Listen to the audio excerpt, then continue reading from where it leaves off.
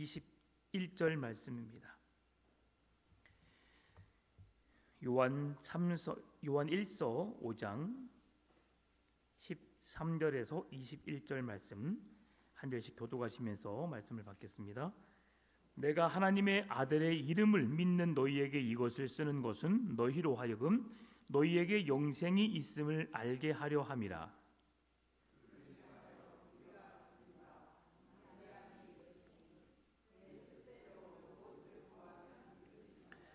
우리가 무엇이든지 구하는 말을 들으시는 줄을 안즉 우리가 그에게 구한 그것을 얻은 줄을 또한 아느니라.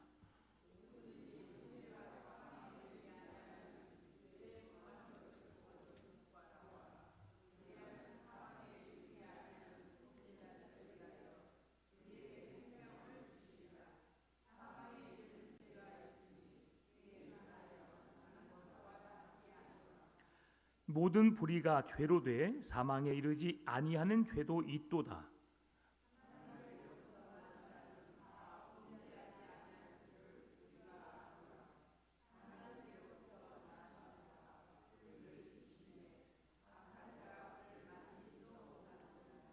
또 아는 것은 우리는 하나님께 속하고 온 세상은 악한 자 안에 처한 것이며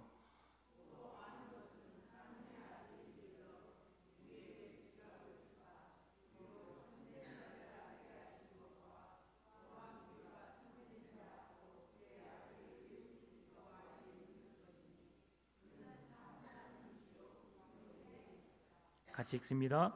자녀들아 너희 자신을 지켜 우상에게서 멀리하라. 아멘. 사도 요한이 이제 요한일서를 기록한 가운데 당시 교회가 직면한 어려움이 무엇이었을까 계속해서 말씀드리지만 영지주의라고 말했습니다. 이들은 예수 그리스도를 믿음으로 구원받는 것이 아니라 좀 더 고상한 차원의 기독교적인 지식이 있어야 한다. 왜 그렇습니까? 예수 그리스도께서 육체를 입고 오셨기 때문이죠. 영은 구원받고 영은 거룩하고 영은 존귀하고 육체는 더럽고 육체는 구원받을 수 없다. 그러니 하나님의 아들이신 예수 그리스도께서 더러운 육체를 입고 이 땅에 오셨기 때문에 우리를 위해 구원한다는 것은 있을 수 없는 일이다. 이런 정도로 그들은 생각했던 것입니다. 그래서 하나님의 아들이신 예수 그리스도를 믿는 자들에게 구원을 주시는 능력으로 오늘 요한이 편지를 쓰고 있는데 이 영생을 얻는다는 것은 하나님의 아들이신 예수 그리스도를 믿음으로만 충분한 일인데 그러나 당시 교회 안에는 영지주의자들, 거짓 교사들의 잘못된 가르침에 의해서 그들의 신앙이 흔들리고 있었다라고 볼 수 있는 거죠. 누군가가 정말 똑똑한 사람이 성경에 능통하다, 성경에 박식하다라고 하는 사람의 교회 내에서 이런저런 말을 한번 해보세요. 여러분 어떨 것 같아요? 네, 그런가요? 그런 말씀도 있었던가요? 그럴 거예요. 여러분 왜 사람들이 이단에 넘어가느냐? 우리가 성경의 진리를 잘 알아요. 예수 그리스도 외에는 구원자가 없다는 것 알아요. 그런데 사람들이 어디부터 마음에 쏠리냐면요, 사람들이 내게 그 누구도 나에게 관심을 갖지 않고 그 누구도 내게 말을 걸지 않고 그 누구도 내가 한 주간 어떻게 생활했는지 아무도 묻지 않는데 그 사람이 내게 와서 나에게 말하고 잘 지냈냐고 속삭이고 식사는 하셨냐고 물어보고 건강은 어떠냐고 물어보고 또 그리고 그 시간에 나도 당신과 함께 있기를 원합니다. 당신이 외롭고 힘든 시간에 내가 그 옆에서 당신의 친구가 되고 주고 싶어요 라고 말한다면 처음에는 왜 저 사람이 나한테 그러지? 라고 하겠지만 한 번, 두 번, 세 번 계속해서 지속적인 관심을 내게 쏟다 보면 나도 모르게 마음이 가게 되어 있어요. 그렇게 해서 그 사람이 나를 해롭게 하는 것이 아니거든요. 계속해서 내가 관심을 갖고 내가 좋아하는 것 그것을 함께 해주거든요. 그러니 너무 좋지요. 나도 모르게 그 사람이 없으면 이제 불편하고 그 사람이 없으면 뭔가 허전하고 그 정도로까지 이단들은 우리에게 옆에서 우리의 마음을 쏙 뺏어가요. 그러다가 참 진리가 무엇이냐라고 그들이 알게 되었다 할지라도 돌이킨다는 것이 결코 쉽지 않다는 거죠. 그래서 요한은 오늘 13절에서 내가 하나님의 아들의 이름을 믿는 너희에게 이것을 쓰는 것은 너희로 하여금 너희에게 영생이 있음을 알게 하려 함이라. 아멘입니까?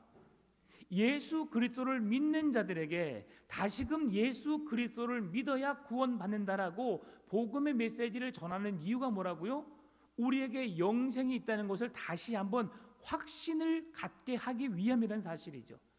왜 교회에서 늘 말씀을 통해서 예수님을 믿으십시오. 예수님만이 나의 주님이십니다. 나의 구원자십니다. 나의 하나님이십니다. 예수 그리스도를 믿는 자는 멸망에서 사망에서 건짐받고 구원받은 하나님의 백성이 됩니다. 왜 계속 말하죠? 그렇게 해야 우리의 믿음이 더 견고해질 수 있으니까요. 여러분, 왜 이런 말씀을 계속하느냐? 신앙생활 하다가 믿음이 흔들린다는 것, 이것은 누구에게나 찾아오는 일이에요. 누구에게나 예외가 없어요. 여러분, 목사는 시험 안 될까요? 목사는 우울증에 안 걸릴까요? 여러분, 그 좋은 하나님의 말씀을 연구하고 묵상하는데 목사는 과부하가 안 올까요? 어떤 때는 말씀 앞에 서는 것이, 기도의 자리로 나가는 것이 너무 힘들고 부담스러울 때가 있어요. 하나님이 싫어서가 아니에요. 구원의 확신이 없어서가 아니에요. 때로는 우리의 영적으로 우리가 그 일들을, 문제를 해결할 수 없을 만큼의 어려움이 찾아오기도 한다는 사실이죠. 목사뿐일까요? 장로, 권사, 성도 누구에게나 마찬가지예요. 그 방법이 다르지만 어떤 사람은 세상에 취해서, 어떤 사람은 무엇인가 내가 좋은 취미를 가지고 활동하다 보니까 주님이 멀어질 수 있어요. 여러 가지 방법은 다르지만 주님으로부터 멀어지는 것은 누구에게나 예외가 아니라는 사실이죠. 믿음이 없어서가 아닙니다. 그래서 우리는 더 잘 믿기 위해서 영적으로 몸부림이 치도록 오늘 예수 그리스도에게 영생이 있다는 사실을 다시금 요한이 말하고 있다는 사실이죠. 왜냐하면 세례 요한, 여러분 세례 요한이 누구죠? 예수 그리스도께서 오실 길을 예비하신 사람이죠.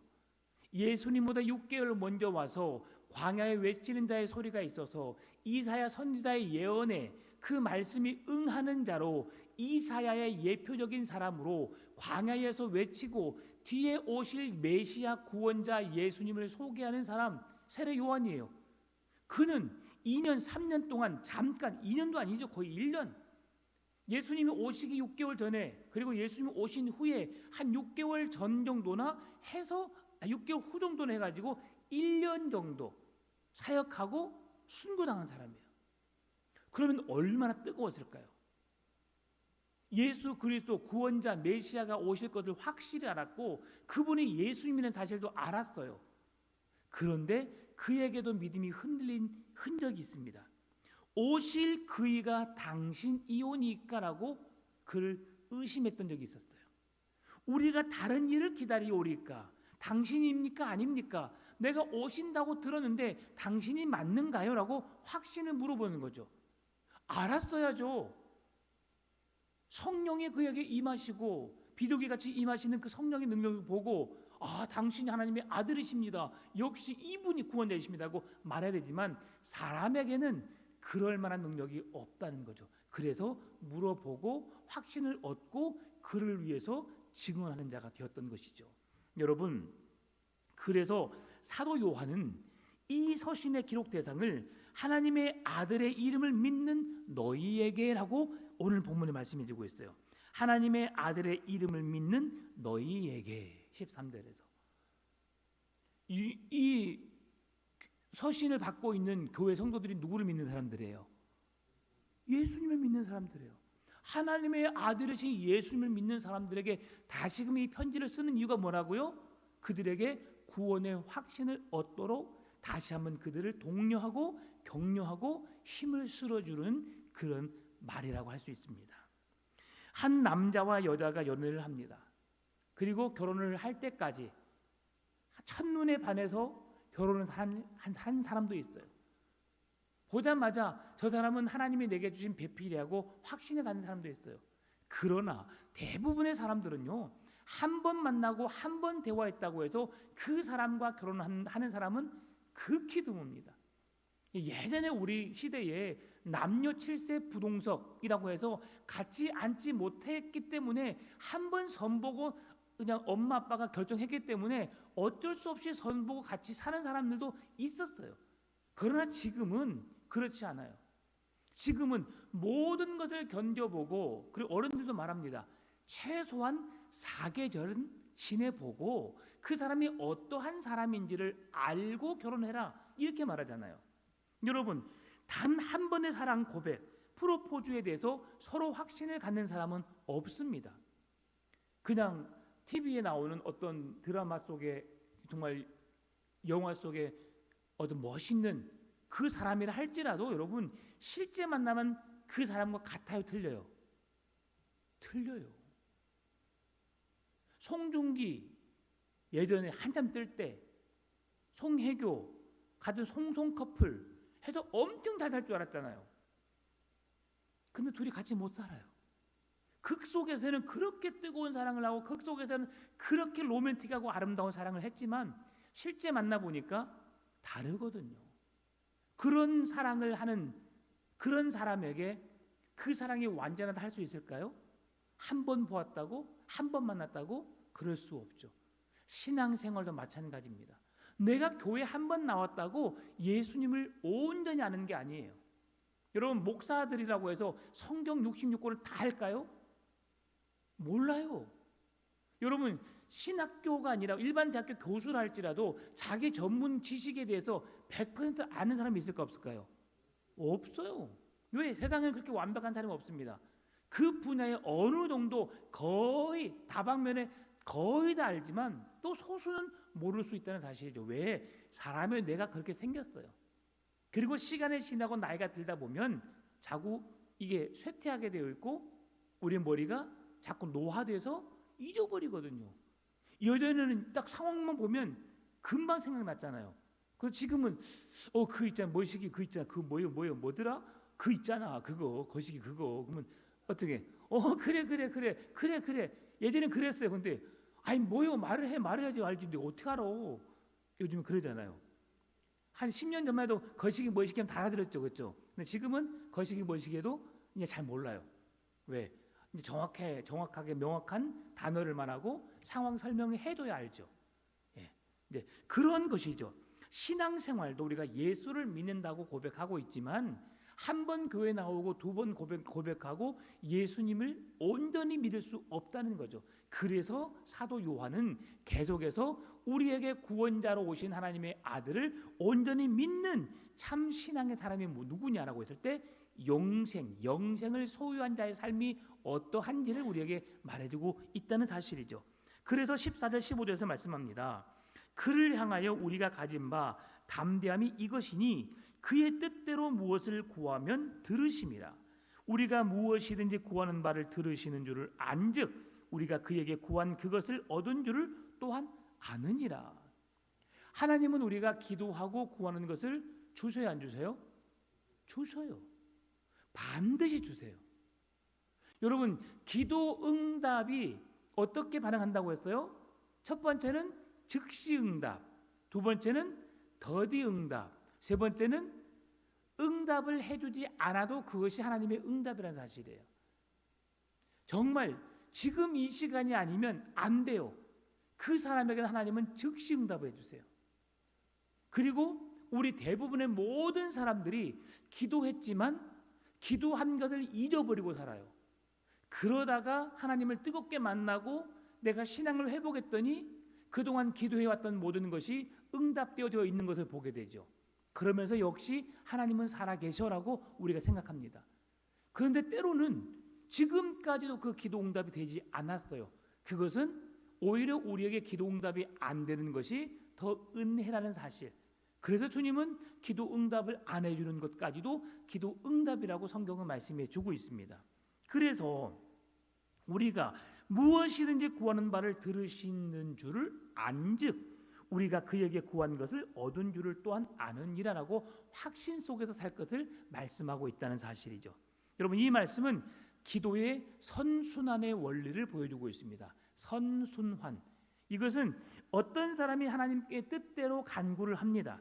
그리고 하나님께서 그에 맞는 기도의 응답을 주십니다.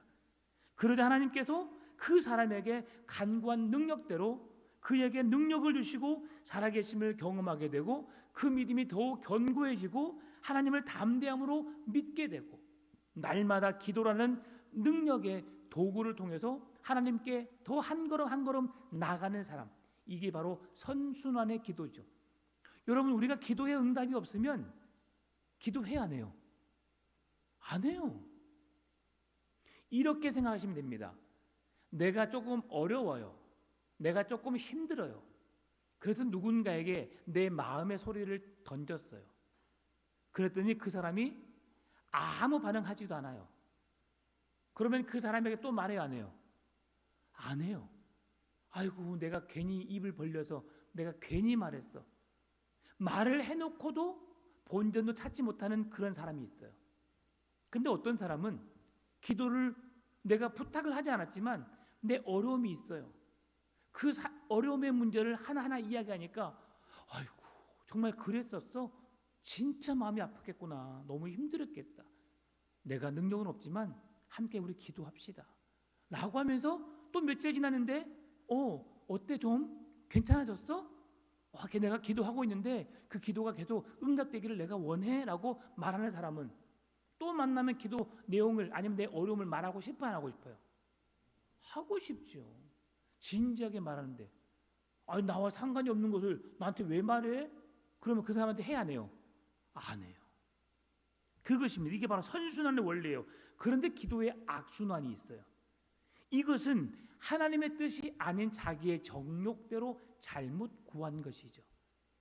하나님의 뜻이 아니라 내 이익을 위해서, 내 욕심을 위해서 내가 하고 싶은 것을, 그러나 내가 하고 싶은 것이 하나님의 뜻일 수도 있어요.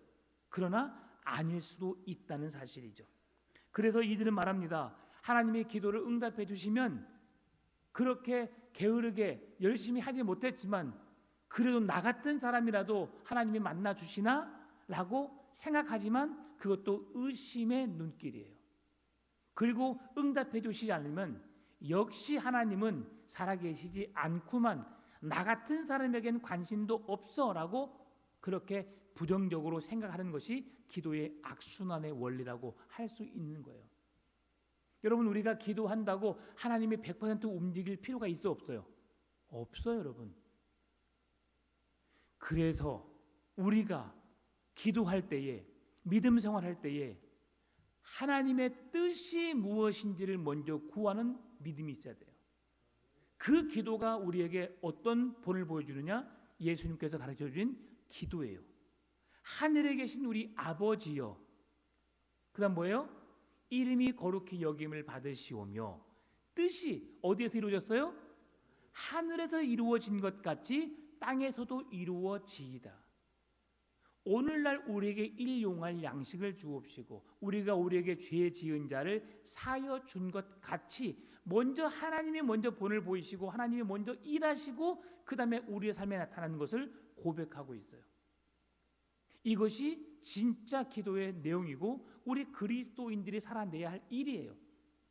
내가 기도했던 것이 응답이 없다 할지라도 하나님의 뜻이 이루어지는 것을 우리는 기뻐해야 돼요. 그리고 그 하나님의 뜻이 이루어지는 그곳에 내가 있음을 감사해야 돼요. 가장 저도 기도하면서 어려울 때가 언제냐면 정말 질병 속에 어려움에 있을 때, 또 사업에 갑작스럽게 어려움 속에 있을 때에 그때 정말 진지하게 믿음으로 간구하죠. 그런데 그 결과가 내가 기도한 대로 되지 않을 때 정말 마음이 아파요. 이번에 우리 설봉수 성도님 같은 경우도 너무 빨리 데려가셨어요. 그럼에도 불구하고 하나님은 그를 통해서 그의 가정에 최고의 선물을 주신 거예요. 하나님 보좌 우편에 부르셨고 그의 가정에 남아있는 가정들이 하나님을 바라보는 믿음을 더 갖게 하셨거든요. 이러한 것을 생각해 볼 수 있죠. 저는 계속해서 기도했죠. 그러나 기도하면서도 한편으로는 그런 생각이 있었어요. 오래 가진 못하겠구나. 이건 제 개인적인 생각이죠. 그러나 이것을 기도로 할 수가 없는 거예요. 몸이 의식은 있고 살아있지만요, 딱 병원에 가보면 몸이 힘이 쫙 퍼져가지고 몸에 딱 침대에 붙으신 분들이 계세요. 그런 분들은, 그래서 옛날에는 어르신들 그랬다잖아요.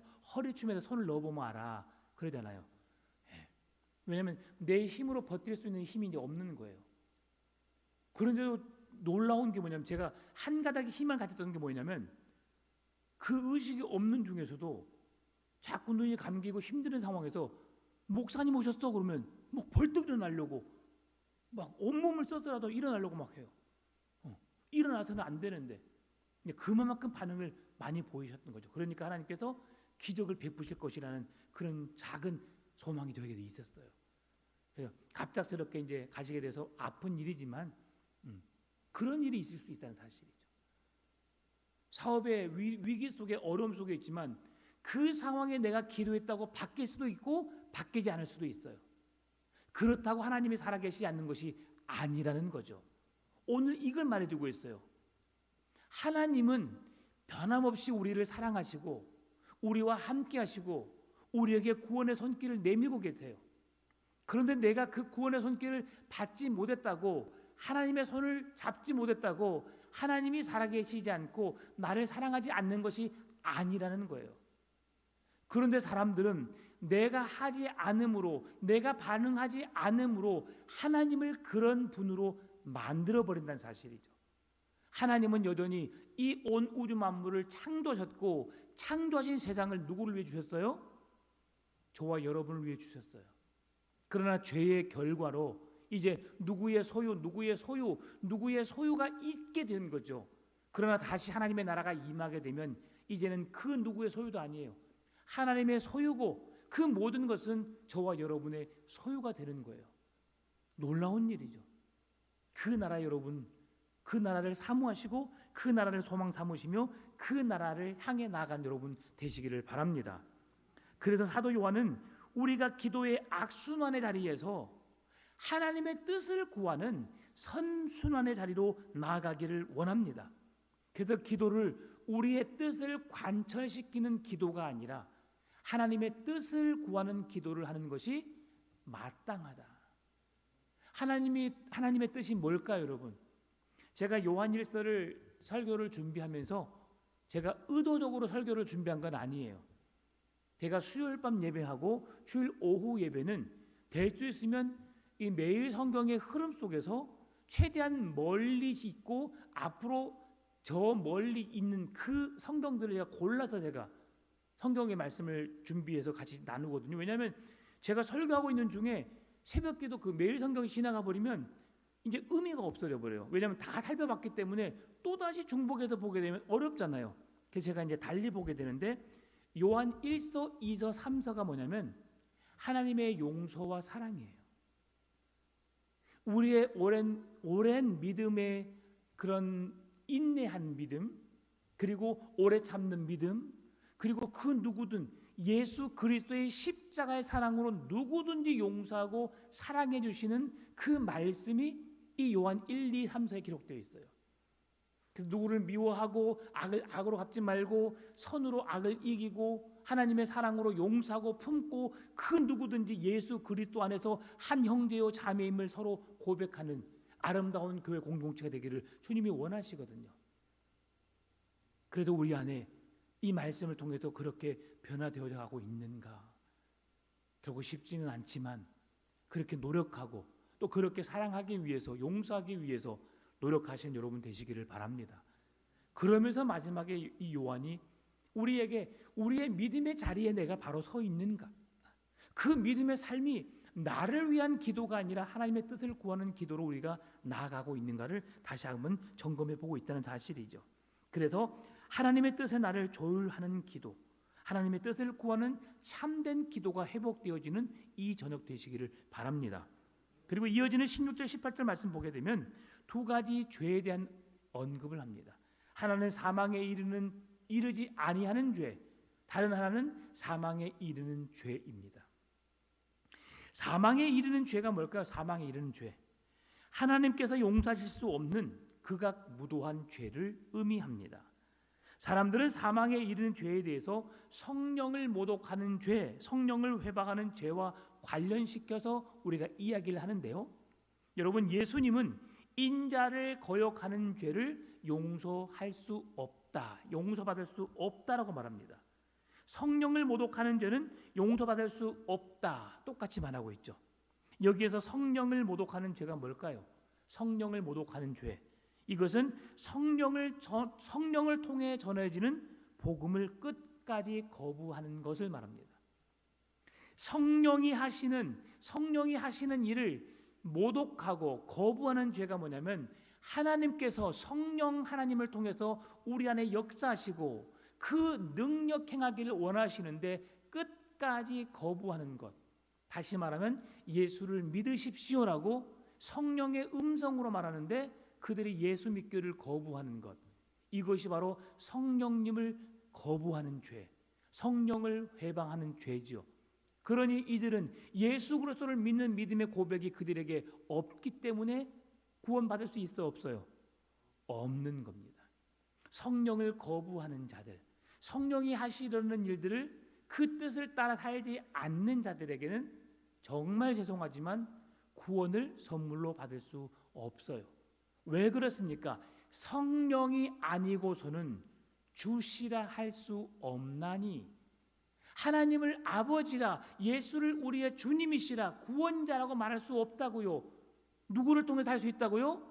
성령 하나님을 통해서요. 여러분은 예수 그리스도가 나의 주님 구원자이심을 믿으십니까? 아멘이죠. 누가 이걸 고백하게 하셨어요?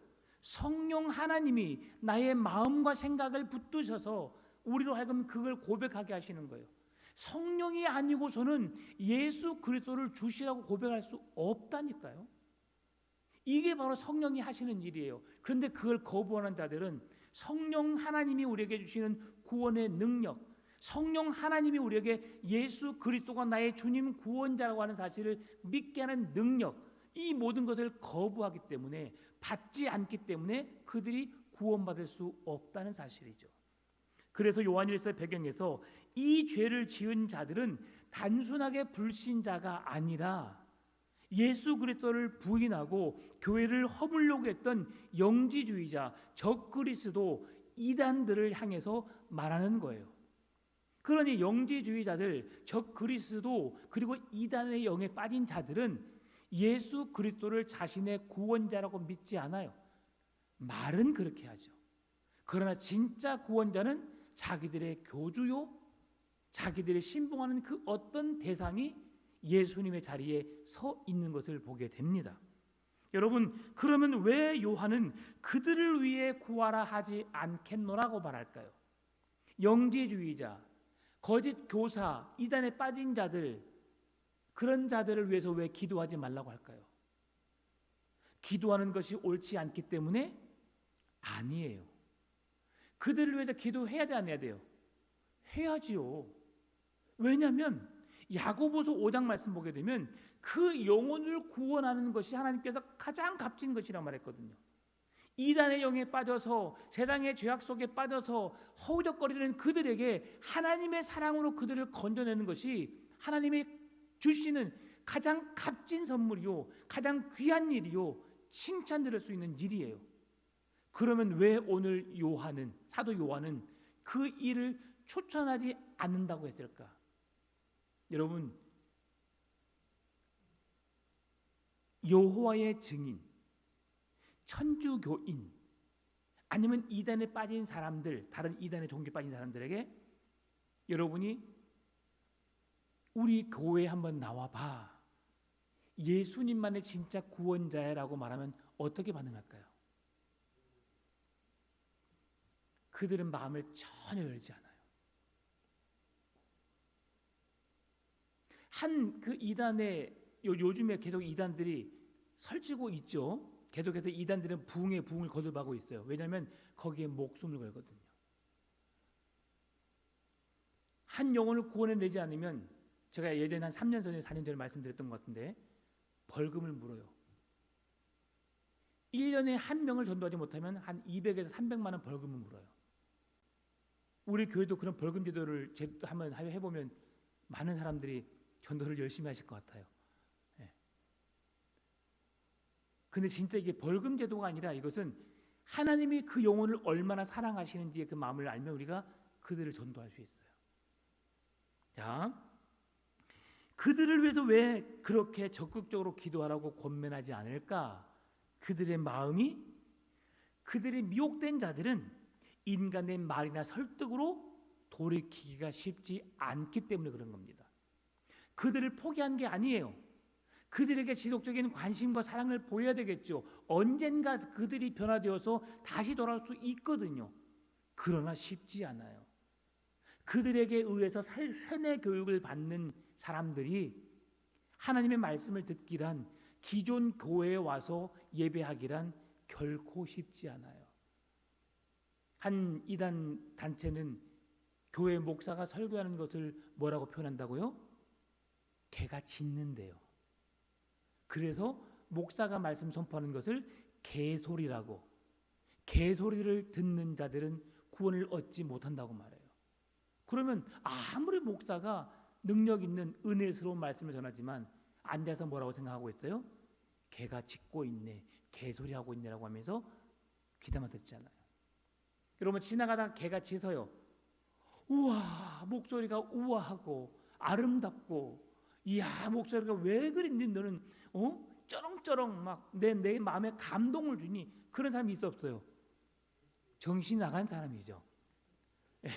그 사람 외에는 개소리를 좋다고 여긴 사람이 별로 없어요. 근데 이제 내가 키우는 개가 집에서 월월 하면 어떻게 돼요? 어머 이뻐라라고 하겠죠.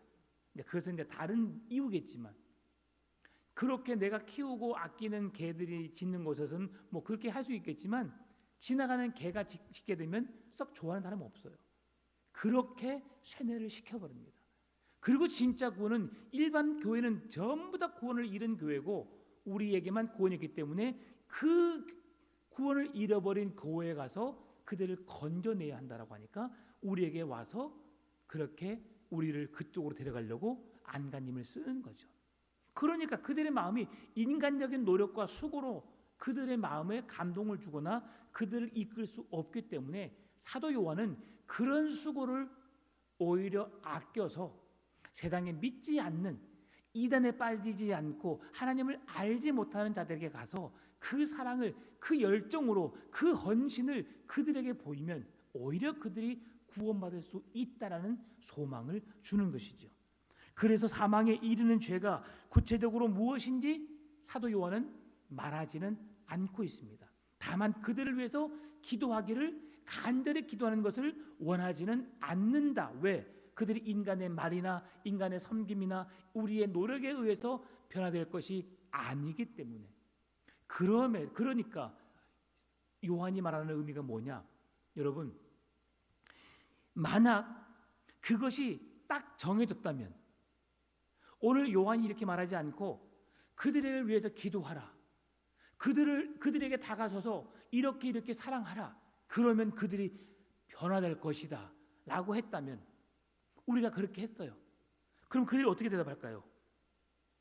그렇게만 안 하면 되지, 나는 그렇게 하지 않았어 라고 하면서 어떤 모범 답안을 보여줬다면, 그 답안을 피해서 그들이 다른 말을 하면은 우리가 어떻게 할 수가 없어요. 쉽게 말하면 예수 그리스도께서 이 땅에 오시는 날, 내가 하늘로 올라간 대로 다시 내려오리라고 말씀하셨죠. 그러면 예수님이 어떻게 말씀하셔야 돼요? 사실은 내가 지금 올라가잖아, 그러면 내가 며칠 후에 내가 다시 내려올게라고 해줘야죠. 그러면 그 날, 정확한 날을 알면 사람들이 기다려 안 기다려요? 기다리죠. 그러면 그 날에 대해서 왔는데 그걸 지키지 않았어요. 그러면 누가 거짓말쟁이에요? 예수님이 거짓말쟁이죠. 그래서 예수님은 자기는 그걸 알지 못한다고 말해요. 진짜 모르니까요. 그리고 누구만 알아요? 하나님 아버지만 알아요. 그러니까 그 날과 그 시는 하나님 아버지가 정하신 날이 되는 거예요. 만약에 그 날을 알려줬더라면 그 날에 대해서 우리가 미혹을 받고 그 날에 대해서 그 날만을 맹신하겠죠. 그러면 이 세상에서 우리가 아무것도 안 해도 돼요. 아무것도 안 해도 돼요.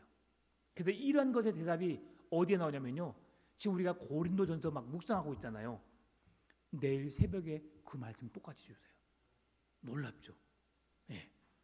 그렇게 해서 우리가 왜 그렇게 해서 이 세상에서 목숨을 메고 그 날과 그 시에 대해서만 목숨을 거는 것이 아니라 진정한 구원이 우리에게 어떻게 임하는가. 그래서 고린도전서 15장 부활장에서 계속 우리에게 말씀해 주고 있어요.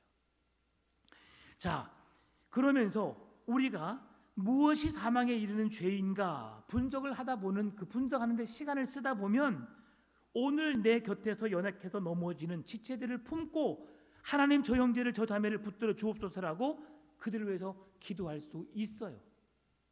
왜 그러느냐? 이단을 빠진 자들 불쌍하죠. 안타깝죠. 그러나 그들을 위해 쏟는 에너지를 누구에게로?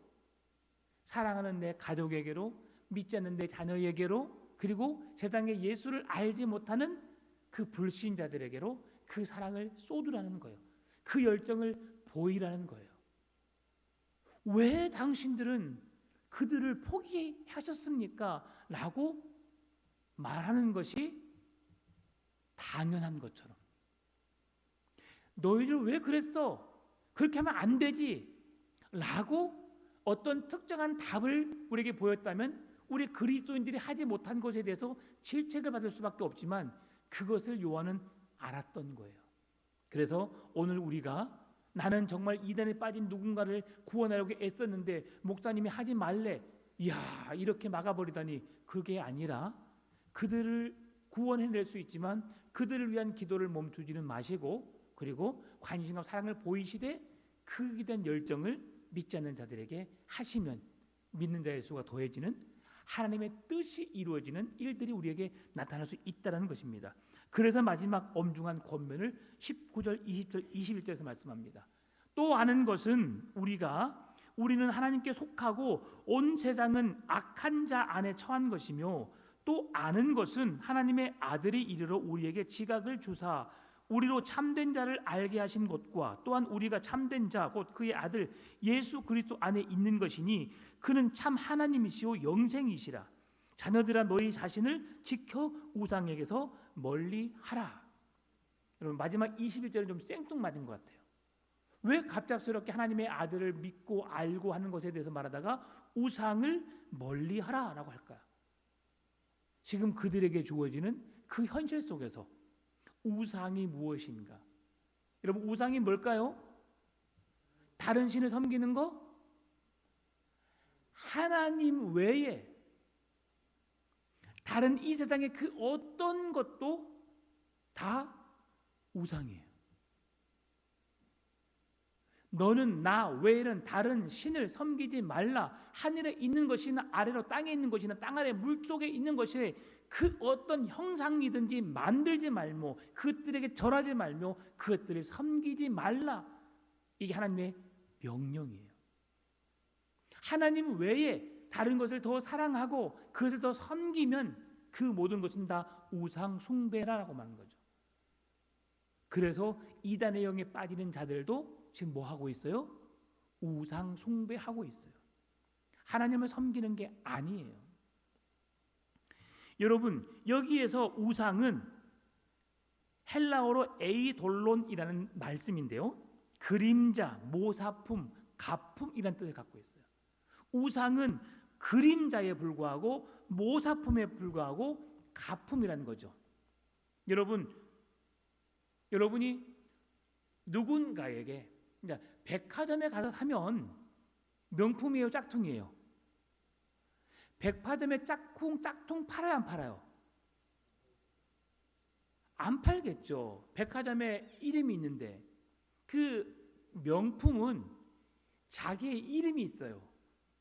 그 가방 속에 그 고유 번호가 있고요, 가방에 대한 고유 번호가 있고, 그리고 그 명품에 대한 확인서가 있어요. 그 난 진품이라고 보여주는 거죠. 근데 누군가가 한 2천만 원짜리 샤넬백을 딱 가지고 왔어요. 이거 진짜야. 한 봐봐. 때깔이 얼마 고와. 엄청 이쁘지. 와, 결 봐봐. 죽이잖아. 이거 내가 특별히 당신에게 내가 500만 원에 줄게. 그랬어요. 인터넷 다 검색해 보니까 진짜. 우와, 진짜네? 하고 막 여기저기 돈을 모아서 끌어다가 샀어요. 그리고 진짜인 줄 알고 딱 가져가서 명품 매장에 가서 살짝 여기가 좀 허름해서 여기 좀 수선해 주세요라고 맡겼더니 거기에서 뭐라고 말해요? 이거 진품이 아닌데요? 라고 했을 때 여러분 어떨까요? 황당해요, 안 황당해요? 황당하죠. 무슨 말씀이냐면 우상을 멀리하라고 하는 것은 뭐냐면 우상은 짝퉁이에요. 우상은 모사품이에요. 우상은 그림자예요. 우리가 하나님을 믿는 것 외에 하나님을 대신하는 어떤 그 이단을 섬기고 다른 어떤 우상을 섬기고 하나님인 것처럼 내가 믿고 따랐던 그 모사품을 내가 진짜라고 알고 믿었는데 여러분 마지막 날에 하나님의 심판대 앞에 서서 하나님이 심판을 하시는데 너는 불합격, 너는 지옥이라고 말한다면 여러분 어떨까요? 오늘 우리의 믿음이 어떠해야 한지를 확인시켜주기 위해서 요한은 마지막에 우상을 섬기지 말라고 말하는 거예요. 가짜를 향해 여러분의 에너지를 쏟지 말라고 말하는 거예요. 진짜를 향해서 진짜 안에 생명을 걸고 진짜가 주시는 그 풍성한 은혜 속에 살아가기를 원한다라고 오늘 요한은 말하고 있습니다.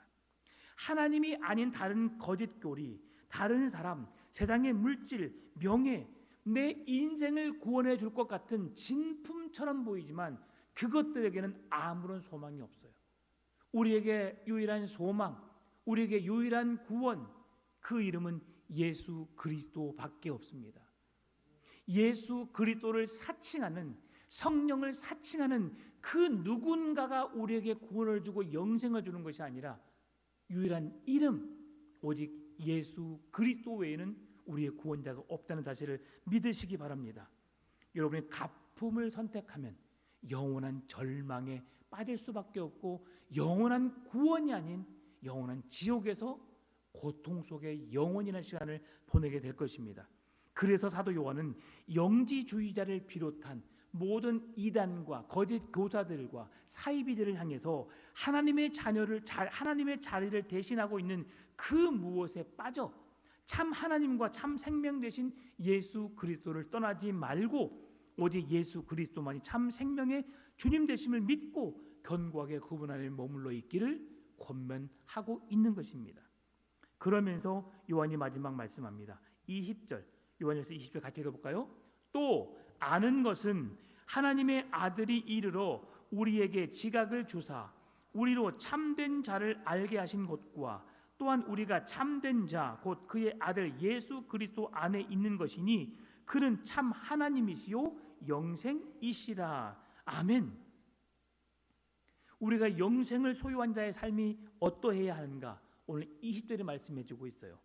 참 하나님이시요 영생이신 우리가 참된 자를 알게 하신 것과 또한 우리가 참된 자를 곧 그의 아들 예수 그리스도 안에 있는 것이라고 우리에게 알게 하시는 그분이 주시는 믿음으로 우리가 살아내야 한다는 사실이죠. 세상에 오직 한 분, 진품이신 분은 오직 예수 그리스도밖에 없습니다. 예수 그리스도만이 우리에게 영원한 생명을 주시는 참 하나님이심을 20절에서 말씀해 주고 있습니다. 다른 가짜 그림자의 마음을 빼앗기지 마시고 세상의 헛된 모사품에 우리의 고귀한 인생을 허비하지 않기를 바랍니다. 말씀을 맺겠습니다. 오늘 저와 여러분은 하나님의 아들을 믿음으로 이미 영생을 소유한 사람들입니다.